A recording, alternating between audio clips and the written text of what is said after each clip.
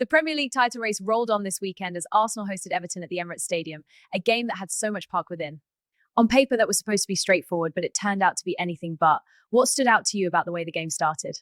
Arsenal came out with the urgency of a team that knows every point matters now. The pressing was intense, the possession was dominant, and you could see the intent to score early. But Everton were extremely disciplined. They defended compactly, closed the spaces, and made Arsenal work for every inch of the pitch.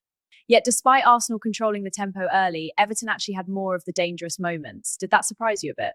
Not really. Everton is a strong team, look at their stat, especially their away record this season. And they were clearly set up to absorb pressure and then strike when Arsenal overcommitted. There were moments in that first half where the Emirates went silent. That incredible acrobatic block from Riccardo Calafiori. If that ball gets through, Everton probably score. Then there was the woodwork and a couple of sharp saves from David Raya. Arsenal were lucky not to go behind before halftime. And right after the restart, there was another scare, wasn't there? Almost like a repeat of what happened midweek in Germany against Bayer Leverkusen. Exactly. Another dangerous corner situation. Everton almost punished them immediately. That moment felt like a warning. After that, Arsenal's defence looked much more focused. The longer the game went on, the more tense the atmosphere inside the stadium became. Arsenal kept probing, though. Players like Eberechi Eze tried repeatedly to find the breakthrough. Was it simply a case of Everton being extremely stubborn? Definitely, they were incredibly resilient. Everton were resolute, they defended with real commitment, and you have to credit Jordan Pickford. He made big saves that kept the game level deep into the second half. Then Mikel Arteta turned to his bench. Let me ask you, what did you make of the starting 11? Were you comfortable with that lineup? I won't criticise any lineup from this team. In fact, I expect steady tweaks, but I understand the pressure Mikel Arteta is under. He has to play it safe for now.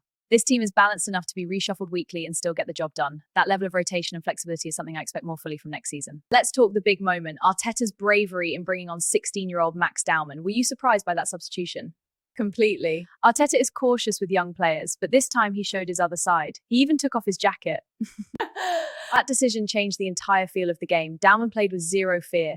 His dribbling, his confidence, the way he attacked defenders. Suddenly, Everton looked uncomfortable. 16 years old and already writing his name into Premier League history. What a lad. Incredible. Yeah, that stoppage time goal made Max Dowman the youngest Premier League goalscorer ever. The future is bright, isn't it? Arsenal win 2-0, but the Knights still had another twist in the title race. Manchester City dropped points again, which means Arsenal now sit 9 points clear. Although having played a game more, does that result change the psychological momentum of the title race? It definitely strengthens Arsenal's position. A 9-point lead creates pressure for the chasing team, but the title race isn't over until mathematics says so. So the conversation now is louder than ever. Some say the title race is over, others insist there is still work to be done. But one thing is certain, Arsenal survived a difficult test, a teenager stole the spotlight, and the Emirates walked away believing just a little bit more. And sometimes in a title race, when everything else aligns, belief is all it takes.